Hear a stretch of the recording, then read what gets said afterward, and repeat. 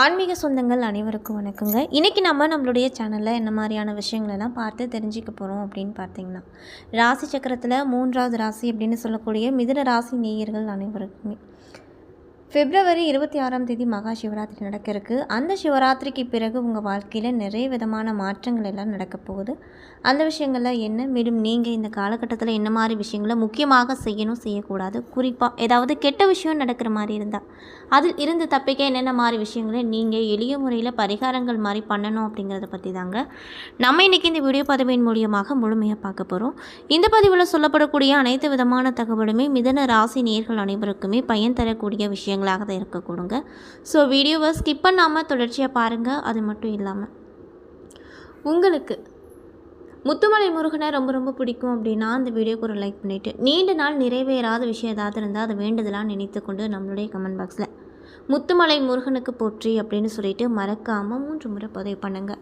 நீங்கள் இந்த சமயம் அந்த முருகப்பெருமானை நினைத்து இப்படி ஒரு விஷயம் செய்யும்போது கண்டிப்பாக நீங்கள் என்ன விஷயம்லாம் நடக்கணும் அப்படின்னு சொல்லி வேண்டதெல்லாம் நினைத்தீங்களோ அந்த விஷயங்கள் அனைத்துமே நிச்சயமாக அந்த முருகப்பெருமான் நடத்தி கொடுப்பாரு. ஸோ நம்பிக்கையோடு அந்த விஷயத்தை பண்ணி பாருங்கள். மேலும் இது போன்ற ஆன்மீக தகவல்கள் அனைத்தையும் நீங்கள் உடனடியாக பார்த்து தெரிஞ்சுக்கணும் அப்படின்னு ஆசைப்பட்டால் நம்மளுடைய முருகன் ஆஸ்ட்ரோ சேனலை மறக்காமல் சப்ஸ்கிரைப் பண்ணிவிட்டு கீழே இருக்கும் பெல்லைக்கானையும் மறக்காமல் கிளிக் பண்ணுங்கள். அப்போ தான் நம்ம சேனலில் போடுற ஒவ்வொரு வீடியோவுமே உங்களுக்கு நோட்டிஃபிகேஷனாக உடனுக்குடனே வந்து சேரும். ஸோ இப்போ வாங்க நம்ம வீடியோக்குள்ளே போகலாம். மிதுன ராசியில் பிறந்தவங்க எப்படிப்பட்டவங்களாக காணப்படுவாங்க அப்படின்னு பார்த்தீங்கன்னா, எப்பொழுதுமே எதையாவது சிந்தித்து கொண்டே இருப்பாங்க. அந்த சிந்தனைகளை செயல்படுத்த வேண்டும் என்று நினைப்பாங்க. ஆழ்ந்த சிந்தனை உடையவங்க அப்படிங்கிறதுனால மற்றவர்களுக்கு அறிவுரை கூறுபவர்களில் வல்லவர்களாக இவங்க காணப்படுவாங்க. அது மட்டும் இல்லாமல் சூழ்நிலைக்கு தகுந்தாற் போல் தங்களுடைய குணத்தை மாற்றிக்கொள்ளக்கூடிய இயல்பான மனிதர்களாக இருப்பாங்க. இவர்களோடு நெருங்கி பழகியவர்களுக்கு மட்டுமே இவர்களை பற்றி புரிந்து கொள்ள முடியும். அதே சமயத்தில் எளிதில் மாறக்கூடியவர்களாகவும் இருப்பாங்க. யாருக்கும் அடிபணியாத தன்மை இவர்களிடம் காணப்படும். அது மட்டும் இல்லாமல் எந்த ஒரு பிரச்சனையாக இருந்தாலுமே அந்த பிரச்சனையில் துல்லியமாக செயல்பட்டு அந்த பிரச்சனைக்கு நீதி வழங்குவாங்க. குறிப்பாக மிதுன ராசியில் பிறந்தவங்க பம்பரம் போல சுழன்று வேலை செய்பவர்களாக காணப்படுவாங்க. எப்பொழுதுமே சோம்பேறித்தனமாக இருக்க விரும்ப மாட்டாங்க. இருப்பினும் கூட சில சனி பெயர்ச்சி நடைபெறும் பொழுது சோம்பலாக காணப்படுவார்கள். மேலும் மிதுன ராசியில் பிறந்தவங்க யாருடைய தயமும் இல்லாமல் தனிமையாகவே வாழ நினைப்பாங்க. குறிப்பாக யாரிடமும் உதவி என்று கேட்க நினைக்கவே மாட்டாங்க. ஆனால் தங்களிடம் யாராவது உதவி என்று கேட்டு வந்தாங்க அப்படின்னா எந்த வேலையாக இருந்தாலும் சரி அதை விட்டு அவர்களுக்கு உதவி செய்துவிட்டு தான் அடுத்த வேலையை செய்வார்களாமா. அப்படிப்பட்ட குணம் உடையவங்களாக தான் இவங்க இருப்பாங்க. மேலும் இவர்களுக்கு அதிக ஞான சக்தி உடையவங்களாக இருப்பாங்க. அப்படிங்கிறனால இவர்களுக்கு ஏதாவது ஒற்றை சொல்லால் அல்லது கேட்டல் அதனை உடனே புரிந்து கொள்ளும் ஆற்றல் உடையவங்களாக இருப்பாங்க. எந்த விஷயமாக இருந்தாலுமே அவற்றில் நிதானமாக இருப்பாங்க. எப்பொழுதுமே விழிப்புணர்வோடும் கவனத்தோடும் எச்சரிக்கையோடு இருப்பாங்க. இவர்கள் விரும்பியதை வெற்றியடைய நிறைய விதமான முன்னேற்றத்தையும் முயற்சிகளும் மேற்கொண்டுக்கிட்டே இருப்பாங்க. பார்ப்பதற்கு ரொம்பவே இன்னசென்ட்டாக இருப்பாங்க. ஆனாலுமே இவர்களுடைய காரியங்களில் சாதித்து கொள்வதில் வல்லமை பெற்றவர்களாக இருப்பாங்க. தன் மனதில் உள்ளதை வெளிப்படையாக இவங்க சொல்லிடுவாங்க. இவர்களுக்கு பிடிக்காத விஷயங்களில் என்றுமே மூக்கை நுழைக்க மாட்டாங்க. பிறரை கேலி செய்வது கிண்டல் செய்வது போன்ற விஷயங்கள்லாம் இவங்களுக்கு ரொம்ப பிடித்த ஒரு விஷயமா இருக்கும். இவர்கள் ஆடம்பரமான வாழ்க்கை ஆசைப்படுவாங்க. ஆனால் சுபபோகங்களையும் பெற்று சுக அனுபவங்களையும் வாழ நினைப்பாங்க. கருணை நிறைந்தவங்களாக இருப்பாங்க. பெற்றோர்களை அதிகம் நேசிப்பவர்களாக இருப்பாங்க. உறவினர்களை மதிக்கக்கூடியவர்களாக இருப்பாங்க. நண்பர்களிடம் எச்சரிக்கையாக நடந்து கொள்வாங்க. அது மட்டும் இல்லாமல் இந்த ராசியை சேர்ந்தவங்க சேமிப்பில் அதிக ஆர்வம் காட்டவே மாட்டாங்க. எவ்வளவு பணம் இருந்தாலுமே அது செலவு செய்து விடுவாங்க. இவங்க எதிலுமே அவசரமாக முடிவுகளை எடுத்த பின் சிக்கலில் மாட்டிக்கொள்வாங்க.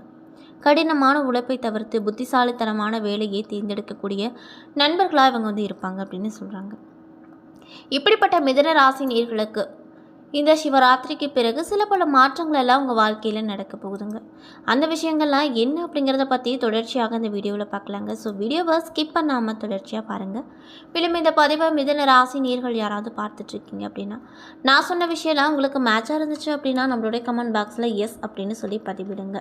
ஸோ இப்போ வாங்க நம்ம வீடியோக்குள்ளே போகலாம். மிதுன ராசியில் மிருகசீரிஷம் 3 மற்றும் 4ஆம் பாதங்கள், திருவாதிரை, புனர்பூசம் 1, 2, 3 பாதங்கள் என நட்சத்திரங்கள் இருக்குது. கிரகநிலையை ஆராய்ந்து பார்க்கும் போது ராசியில் செவ்வாய், சுகஸ்தானத்தில் கேது, அஷ்டமஸ்தானத்தில் சூரியன், புதன், பாக்கியஸ்தானத்தில் சனி, தொழில் ஸ்தானத்தில் சுக்கிரன், ராகு, அயன சயன போகஸ்தானத்தில் குரு என கிரகநிலைகள் அமைஞ்சிருக்கு. மேலும் கிரக மாற்றங்களானது 5/2/2025 அன்று அஷ்டமஸ்தானத்தில் இருந்து புதன் பகவான் மாறியிருக்காரு, அதாவது பாக்கியஸ்தானத்திற்கு மாறியிருக்காரு. மேலும் 11/2/2025 அன்று அயனசைன போகஸ்தானத்திலிருந்து குரு வக்ர நிவர்த்தி ஆகியிருக்காரு. மேலும் 12/2/2025 அன்று அஷ்டமஸ்தானத்தில் இருந்து சூரிய பகவான் பாக்கியஸ்தானத்திற்கு மாறியிருக்காரு. மேலும் 21/2/2025 அன்று ராசியில் செவ்வாய் வக்ர நிவர்த்தி ஆகியிருக்காரு. மேலும் 26/2/2025 அன்று களத்திரஸ்தானத்தில் இருந்து புதன் பகவான் அஷ்டமஸ்தானத்திற்கு மாறப்போகிறாரு.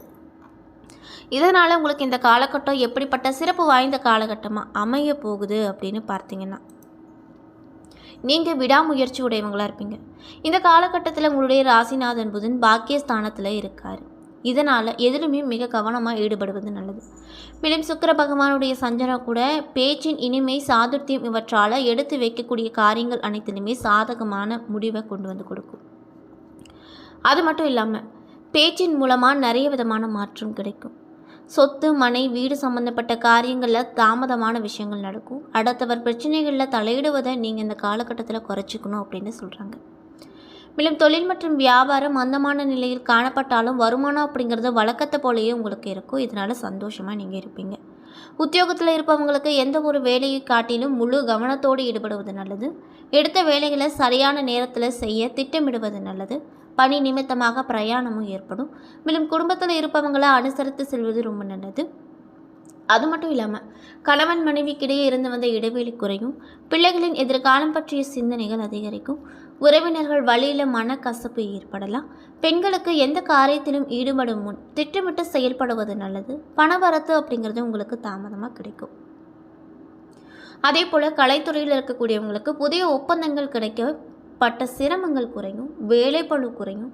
உழைப்பு வீணாகும். வீட்டை விட்டு வெளியில் தங்க நேரிடும். திடீர் செலவுகள் உண்டாகும். மேலும் அரசியல் துறையில் இருக்கக்கூடியவங்களுக்கு இறுக்கமான சூழ்நிலை நீங்கி மகிழ்ச்சி பிறக்கும். சந்தோஷமாக வெளியே சென்று வருவீங்க. எல்லா காரியங்களிலுமே அனுகூலமான விஷயங்கள் கண்டிப்பாக நடக்கும். அது மட்டும் இல்லாமல் மனக்கவலைகள் நீங்கி நிம்மதி உண்டாகும். பொருள் வரத்து அதிகரிக்கும். வாகனம், பூமி மூலமாக லாபம் கிடைக்கும். மாணவர்களுக்கு கல்வியில் இருக்கும் அந்த நிலைகள் மாறக்கூடும். மேலும் கவனத்தோடு பாடங்களை படிப்பது அவசியமான ஒரு விஷயமா பார்க்கப்படுது. அது மட்டும் இல்லாமல் எந்த வேலையிலும் முழு கவனம் தேவைங்க. மேலும் மிருகசீரிஷம் 3 மற்றும் 4ஆம் பாத நட்சத்திர நண்பர்களுக்கு இந்த காலகட்டம் எப்படி அமைஞ்சிருக்குன்னு பார்த்தீங்கன்னா, எந்த காரியத்தையும் வெற்றிகரமாக செய்து முடிக்க முழு முயற்சி மேற்கொள்வீங்க. வாக்குவாதங்களை தவிர்ப்பது நன்மையை கொடுக்கும். பயணங்களால் நன்மை கிடைக்கும். மனக்குழப்பங்கள் நீங்கி தெளிவு பிறக்கும். சாமர்த்தியமான பேச்சின் மூலமாக காரியங்கள் அனைத்திலுமே வெற்றி கிடைக்கும். மேலும் திருவாதிரை நட்சத்திர அன்பர்களுக்கு இந்த காலகட்டம் எப்படி அமைஞ்சிருக்குன்னு பார்த்தீங்கன்னா, குடும்பத்தாரோடு விருந்து கேளிக்கை நிகழ்ச்சிகளை பங்கேற்கும் வாய்ப்பு கிடைக்கும். எதிலுமே எச்சரிக்கையும் கவனமும் தேவை. தொழில் மற்றும் வியாபாரம் சிறப்படையும். புதிய ஆர்டர்கள் பெறுவதில் உற்சாகமாக ஈடுபடுவீங்க. பழைய வாக்கிகளை வசூல் செய்வதில் வேகம் காட்டுவீங்க. மேலும் புனர்பூசம் 1, 2, 3 பாத நட்சத்திர நண்பர்களுக்கு இந்த காலகட்டம் எப்படி அமைஞ்சிருக்கு அப்படின்னு பார்த்தீங்கன்னா, உத்தியோகத்தில் இருப்பவங்க திறமையாக செயல்பட்டு பணிகளில் வெற்றிகரமாக செய்து முடித்து மேலதிகாரிகளின் நன்மதிப்பை பெறுவாங்க. குடும்பத்தில் இருந்த டென்ஷன் விலகும். கணவன் மனைவிக்கிடையே நெருக்கம் அப்படிங்கிறது அதிகரிக்கும்.